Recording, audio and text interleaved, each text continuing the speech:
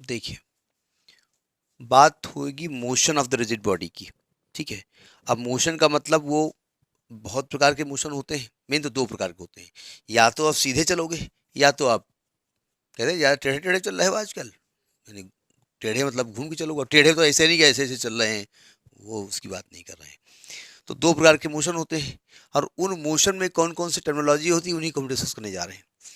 तो कह रहे हैं किसी बॉडी में कितने प्रकार के मोशन होते हैं, दो प्रकार के। तो लिखिए, the there are two types of motion in a body, in a rigid body. Rigid इसलिए कहा गया कि अगर वाटर की बात करें तो वाटर में तो कई प्रकार के मोशन होते हैं, उसमें भी दो ही हैं। ठीक है, लेकिन वाटर की बात नहीं हो रही, रिजिड की बात हो रही। There are two types of motion in a rigid body. Number one है ट्रांसलेशनल मोशन। नंबर वन है ट्रांसलेशनल मोशन, ट्रांसलेशनल मोशन। और दूसरा है rotational motion, rotational motion. Translational motion और रोटेशनल मोशन। अब यहाँ बहुत कंफ्यूजन होता है, ट्रांसलेशनल मोशन और लीनियर मोशन में अंतर क्या है, और रोटेशनल मोशन और सर्कुलर मोशन में अंतर क्या है, उसके बारे में हम बात करेंगे। अब नंबर वन लिखिए, ट्रांसलेशनल मोशन।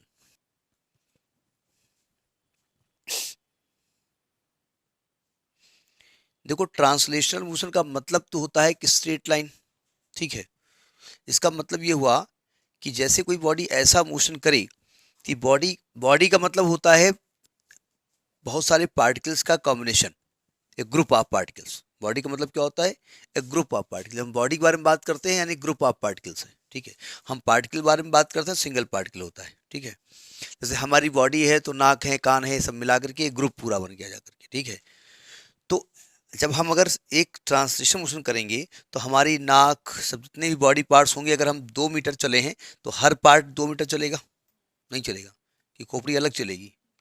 तो इस प्रकार के मोशन क्या होंगे, ट्रांसलेशनल मोशन, यानी बॉडी का हर पार्ट सेम डायरेक्शन में सेम डिस्प्लेसमेंट करे। ठीक है, वो अलग की बात है, यहाँ हम खड़े हैं तो यहाँ से यहाँ का थोड़ा अंतर है, तो उतना अंतर वहां भी रहेगा, तो ये ऑलरेडी पीछे है ना, तो बात वही हुई जाकर के। तो लिखिएगा, अ rigid body, a rigid body performs a pure translational motion, मतलब उसके मोशन को प्योर ट्रांसलेशनल मोशन कहा जाएगा। Performs a pure translational motion if each particle of the body, if each particle of the body undergoes the same displacement, each particle of the body undergoes the same displacement in the same direction, same displacement in the same direction in any given time interval, in any given time interval.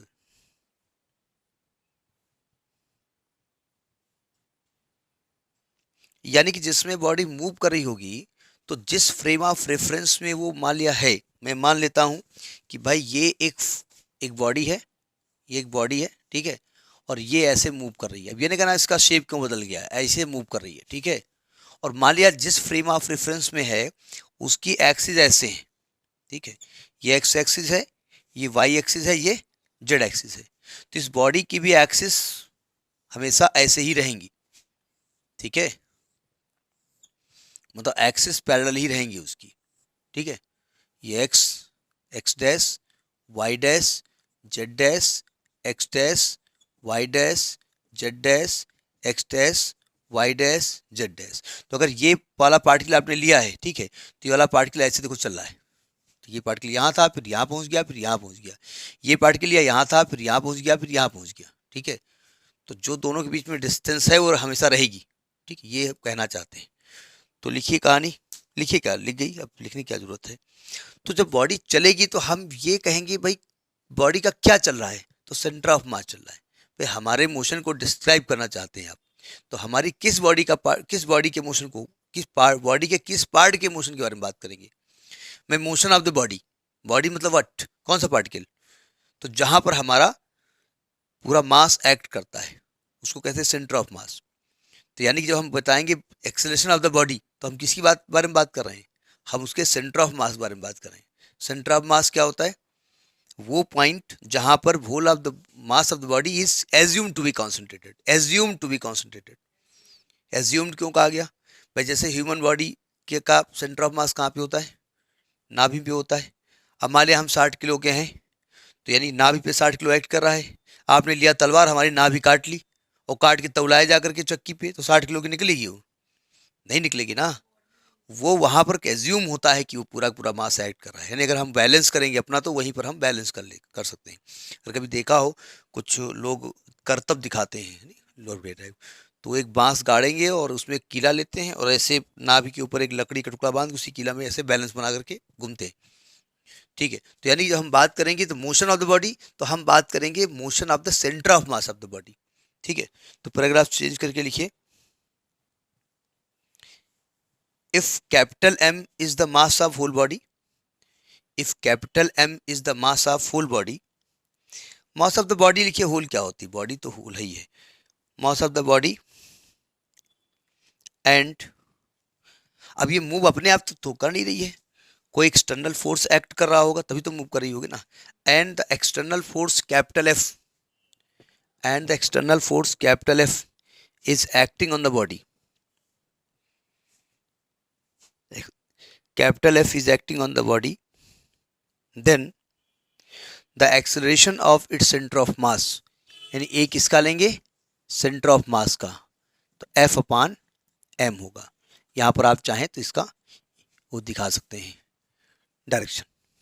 तो ये तो हो गया translational motion. Confusion ये होता है कि translational motion मतलब होता है कि मोशन इन स्ट्रेट लाइन, तो फिर लीनियर मोशन का मतलब क्या होता है? तो देखिए ध्यान से, जब कोई सिंगल पार्टिकल मूव करता है तो उसके मोशन को हम लीनियर मोशन कहते हैं। जब कोई सिंगल पार्टिकल मूव करता है तो उसके मोशन को हम लीनियर मोशन कहते हैं। और जब कोई बॉडी बहुत सारी पार्टिकल्स मूव करते हैं, यानी हम चल रहे हैं तो हमारी नाक को एक सिंगल पार्टिकल मान लिया जाए, तो नाक जो मोशन कर रही है वो लीनियर मोशन है। ठीक है, हमारी बॉडी का एक एक पार्ट अगर अलग अलग मोशन कर रहेगा तो लीनियर मोशन होगा, लेकिन होल बॉडी चल रही तो उसको हम क्या कहेंगे? Translational motion. ठीक है, समझ में बात? नेक्स्ट लिखिए रोटेशनल मोशन। नेक्स्ट है रोटेशनल मोशन। अब जरा रोटेशनल मोशन को समझने की कोशिश करिए। ये बहुत बड़ी बात नहीं जो समझाई जाए, तो छोटी सी बात है कि कोई बॉडी किसी एक्सिस के अलांग घूम रही है। अब जरा समझिएगा, अगर ये एक बॉडी है, बॉडी बोले तो collection of so many particles, ये इसका एक्सिस ऑफ रोटेशन है। जैसे पंखा होता है, हैंड फैन होता है, कुं, कुं, कुं, कुं, ऐसे करते हैं ना, तो यानी वो जिस एक्सिस पे घूम रहे हैं वो एक्सिस ऑफ रोटेशन है। अब अगर हम कोई पार्टिकल यहाँ ले लें और हम कह दें ये इससे 2 सेंटीमीटर दूर है, तो अगर ये बॉडी एंगुलर वेलोसिटी से ऐसे रोटेट करेगी तो क्या ये पार्टिकल इस एक्सिस ऑफ रोटेशन से दूरी चेंज हो जाएगी इसकी? भाई ये तो 2 सेंटीमीटर के सर्किल पे ऐसे ही रोटेट करता रहेगा, नहीं करेगा। अगर कोई पार्टिकल यहाँ पर है, पार्टिकल के बारे में बात कर रहे हैं, कोई पार्टिकल यहाँ पर है, मान लो यहाँ से 5 सेंटीमीटर दूर है, तो जब बॉडी रोटेट करेगी तो ये पार्टिकल हमेशा इस एक्सिस से 5 सेंटीमीटर दूर ऐसे रोटेट करता रहेगा। तो हम कहेंगे रोटेशनल मोशन क्या होता है? जिसमें पार्टिकल का बॉडी का हर एक पार्टिकल एक डेफिनेट रेडियस के सर्कुलर पाथ में मूव कर रहा है। ठीक है भाई, मान लिया आपने ऐसे हमको उठाया, ऐसे घुमा दिया, वैसे होता है फिल्मों में देखा होगा, राक्षस को ऐसे उठा करके ऐसे भगवान घुमा देते हैं। तो मैं मान लेता हूँ राक्षस हूँ, तो जब जहाँ पर हमको सेंटर बनाया गया होगा, अब वहाँ से अगर हमारी नाक 2 सेंटीमीटर दूर है तो हम रोटेट करेंगे तो नाक तो हमेशा वहाँ से 2 सेंटीमीटर दूर रहेगी। तो हमारा हर एक बॉडी पार्ट उस एक्सिस से जितनी दूर है वो उसी दूरी पर एक सर्कुलर पाथ में मूव करेगा। तो ऐसे मोशन को हम क्या कहते हैं? Rotational motion. तो लिखिए कहानी, a body, a rigid body, body मतलब रिजिड बॉडी। रिजिड इसलिए कहा, मान लिया आप हम रोटेट कर रहे हैं किसी बॉडी को, ठीक है, और उसकी नाक चुई जा रही है, दूर कहीं भागी जा रही है, क्योंकि वो रिजिड नहीं है। ठीक है, हाँ मतलब वो है। अ rigid body performs a pure rotational motion, perform a pure rotational motion if every particle of the body if every particle of the body moves in a circle,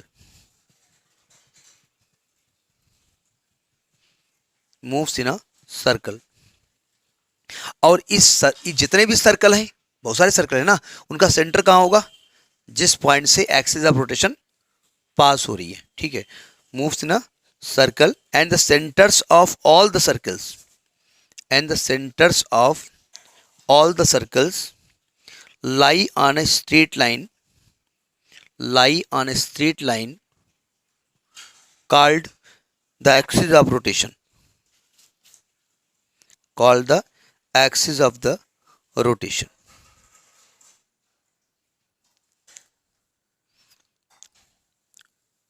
ठीक है, अब हम बात यहां पर कर रहे हैं रोटेशनल मोशन की। चैप्टर हमारा है रोटेशनल मोशन, एंगुलर काइनेमेटिक्स की बात कर रहे हैं, तो यहाँ पर बॉडी रोटेट ही करेगी यहाँ पर, ठीक है। अब रोटेशनल मोशन में कौन कौन सी वेलोसिटी होती है, तो जब कोई बॉडी किसी एक्सिस के चारों ओर रोटेट करती है तो उसके मोशन को, उसकी वेलोसिटी को हम क्या कहेंगे, एंगुलर वेलोसिटी, ठीक है। अब हर चीज़ एंगुलर की हम बात करेंगे, तो सबसे पहला पॉइंट लिखिए एंगुलर डिस्प्लेसमेंट। ये सब आपने 11th में पढ़ा है, एंगुलर डिस्प्लेसमेंट,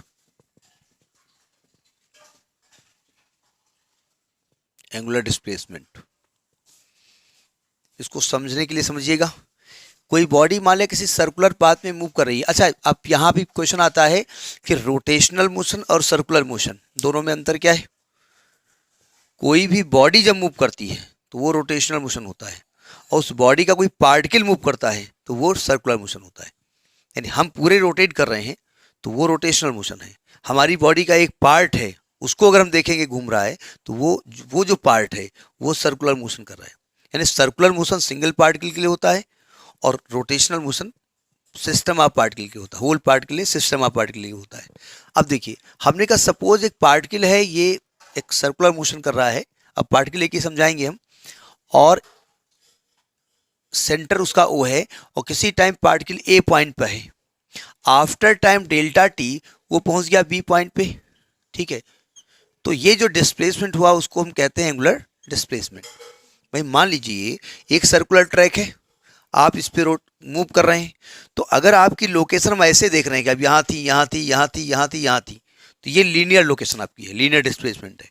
लेकिन यहाँ बैठ के अगर हम देख रहे हैं, देखते हैं ना वो लोग, जैसे कोई मॉर्निंग वॉक करे बैठे बैठे, नहीं तो वो उसको लगता है सामने वाला हमको देख नहीं रहा, तो ये जो लोकेशन ट्रेस कर रहा है वो कौन सा डिस्प्लेसमेंट है, एंगुलर डिस्प्लेसमेंट। तो ये एंगुलर डिस्प्लेसमेंट कहलाता है। तो अगर मैं एक मानूं कि ये लीनियर डिस्प्लेसमेंट डेल्टा एस है और आर रेडियस के पाथ में बॉडी मूव कर रही है, तो delta S will equal to, sorry, angle is equal to arc upon radius पढ़ा है हमने, तो इसी को कहते हैं एंगुलर डिस्प्लेसमेंट। इसका यूनिट वैसे तो कुछ नहीं होता है, वैसे तो कुछ नहीं होता है, लेकिन इसको हम एक सप्लीमेंट्री यूनिट देते हैं, रेडियन, ठीक है। एक बार नीट में क्वेश्चन पूछा गया था, उन्होंने कहा कि हाँ, उन्होंने एंगल और सॉलिड एंगल दो दे दिए। उन्होंने कहा एक ऐसी क्वांटिटी है जिनके पास यूनिट होती है लेकिन डायमेंशन नहीं होती, यूनिट नहीं होती है, डायमेंशन भी नहीं होती है, हर चीज़ समझाई। तो यूनिट तो होती है, वो अलग की बात, सप्लीमेंट्री यूनिट है, तो इसका यूनिट रेडियन हो गया। नोट करिए, थ्योरी नहीं लिखनी है, लिखना चाहो लिख लो, लिखिए, थोड़ी कहानी की लिखना हो लिख लीजिएगा। Let a particle is moving on a circular path, let a particle is moving on a circular path at any time t1, initially particle is at the point A, initially at the point A, and after time delta t,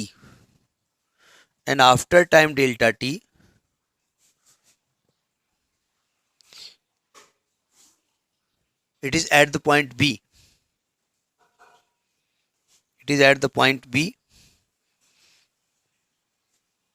and it covers linear displacement delta s.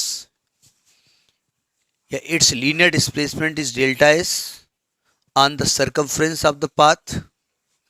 Linear displacement is delta s on the circumference of the path, and its angular displacement is delta theta, given by ये formula हो गया। Angular displacement is delta theta given by ये delta theta is equal to delta S upon R, unit लिख दो radian. Next angular velocity, angular velocity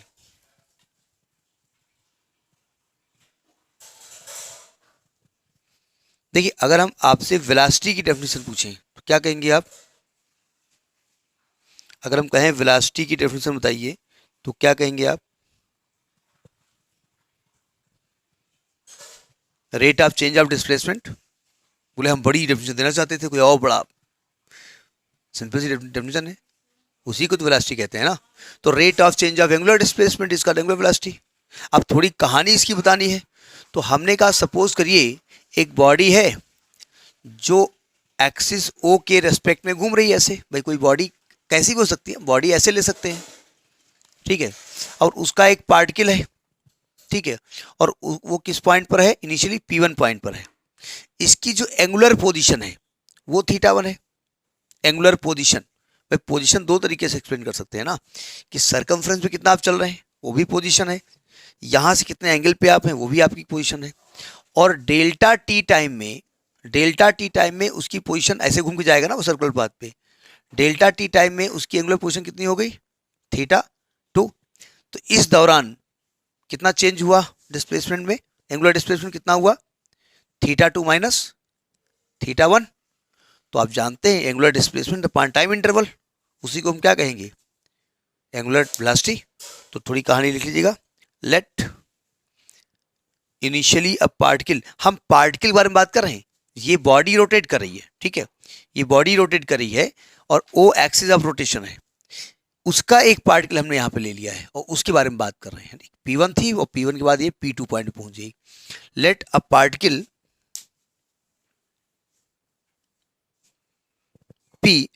particle is at the point P1 and its angular position is θ1. Let a particle is at the point P1 and its angular position is θ1, and in time delta t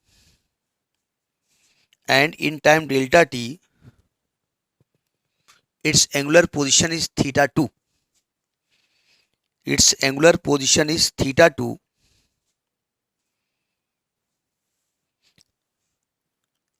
then अब जरा देखिएगा, एक लफड़ा यहां पर आता है। यहां पर दो वर्ड आपको बार बार प्रॉब्लम क्रिएट करेंगे, एक एवरेज और एक इंस्टेंटेनियस। देखो यहां पर जब पार्टिकल था और यहां से यहां तक गया है तो उसने टाइम भी थोड़ा लिया है, तो आपको टाइम भी मेजर करना पड़ेगा, घड़ी से देखना पड़ेगा, और उसकी एंगुलर पोजीशन भी चेंज हुई है तो आपको थीटा भी मेजर करना पड़ेगा। और अनसर्टेनिटी प्रिंसिपल कहता है, अनसर्टेनिटी प्रिंसिपल आपको इंटरमीडिएट में पढ़ाया गया है। अब आप सोच रहे हो कि पूछ न लें, केमिस्ट्री में हाइजेनबर्ग्स अनसर्टेनिटी प्रिंसिपल था, क्या था नहीं मालूम। अनसर्टेनिटी प्रिंसिपल कहता है कि भाई दो चीज़ों को एक साथ हम मेजर नहीं कर सकते, भाई घड़ी देखें कि ये एंगल देखें, ठीक है, तो यहाँ पर हमको एवरेज वेलोसिटी निकालनी पड़ेगी। तो एवरेज एंगुलर वेलोसिटी जो होगी इसकी, एवरेज एंगुलर वेलोसिटी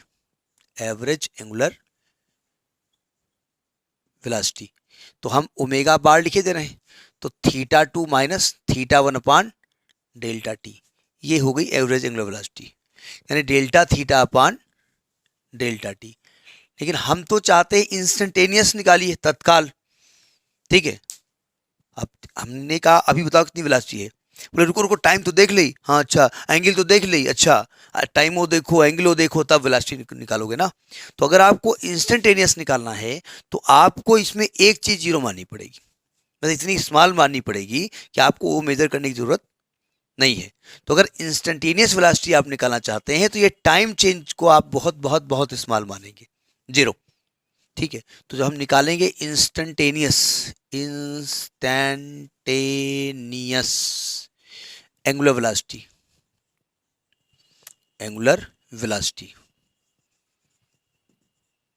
इसको ओमेगा लिखेंगे तो हम करेंगे क्या, limit delta T tends to zero, delta theta upon delta T. आपने पढ़ा है इंटर में कि जब delta T tends to zero होता है तो डेल्टा टी जीरो नहीं होता है, इतना स्मॉल होता है कि मान लिया था जीरो के बराबर है।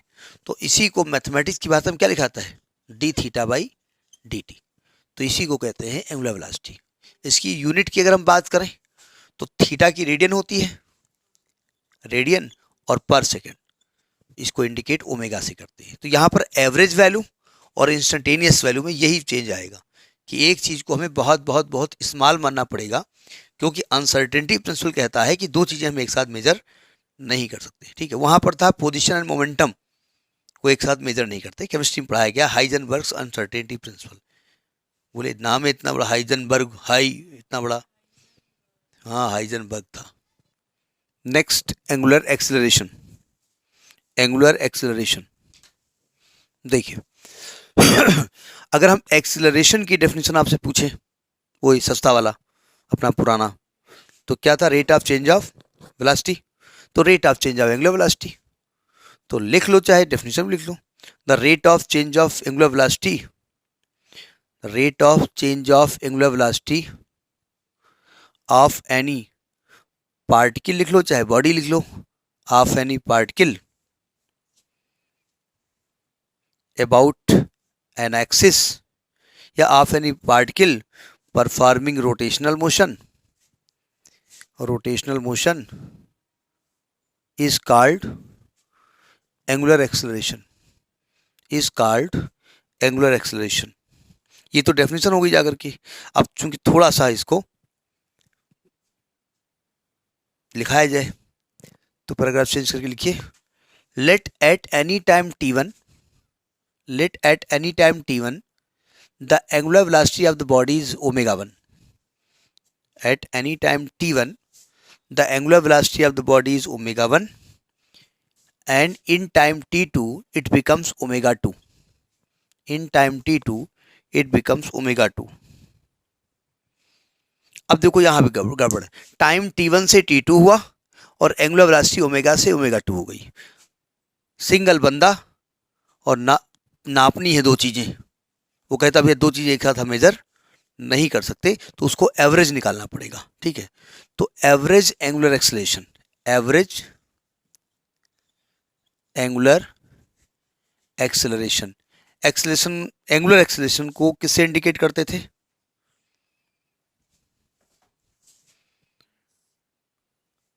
अच्छा ये सी कुछ कह दो, अल्फा। तो अल्फा एवरेज है तो बार लगा दिया, तो क्या होगा? ओमेगा 2 माइनस ओमेगा 1 अपान t2 माइनस t1, यानी डेल्टा ओमेगा अपान डेल्टा टी। अब वही बात हुई जाकर की, चूंकि दोनों मेजर करने हैं इसलिए एवरेज लिया। तो जो हम निकालेंगे instantaneous, instantaneous angular acceleration, alpha निकालेंगे तो हम डेल्टा टी को वेरी वेरी स्मॉल मान लेंगे, डेल्टा ओमेगा अपान डेल्टा टी, तो आएगा D omega by D T.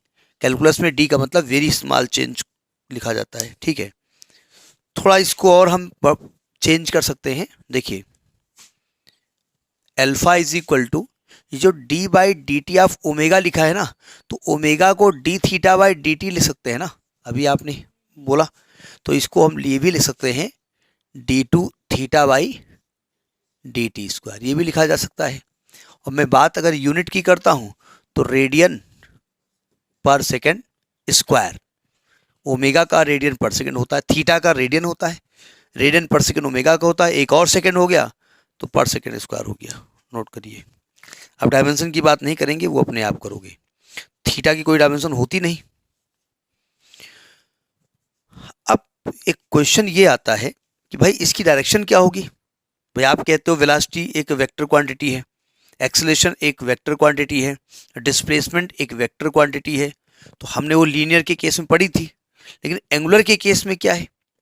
तो कहीं कहीं पर लिखा होगा कि body rotate in anti clockwise direction से लिखा होता है। देखिए इसकी डायरेक्शन हम बता देते हैं आपको, चाहे वो एंगुलर डिस्प्लेसमेंट हो, चाहे वो एंगुलर वेलोसिटी हो, और चाहे वो एंगुलर एक्सेलरेशन हो, सबकी डायरेक्शन निकालने का तरीका देखिए।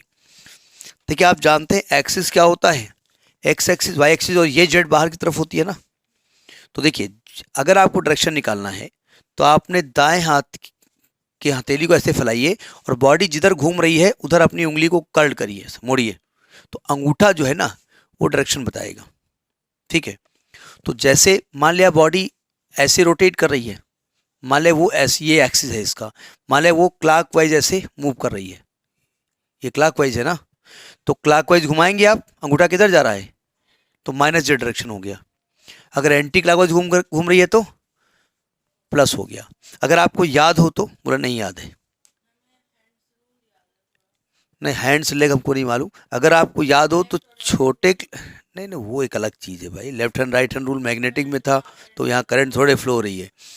देखिए छोटे क्लासेस में आपको टॉर्क पढ़ाया जाता था, तो वहाँ टॉर्क बताया जाता था कि अगर बॉडी क्लॉकवाइज घूम रही होगी तो टॉर्क निगेटिव लिया जाएगा, याद कर लेते थे आप। क्यों भाई, देखिए टॉर्क भी तो एंगुलर होता है ना, टॉर्क का मतलब क्या होता है, टॉर्क का मतलब क्या होता है, घूमना, कहीं भी घूमना, आई एम टॉर्किंग, कैसे, when I was talking in the mall and I have purchased there, I torque क्यों छोटे पढ़ाए गए तो घूमने को टॉर्क कहते हैं, वो घूमना थोड़ी होता है।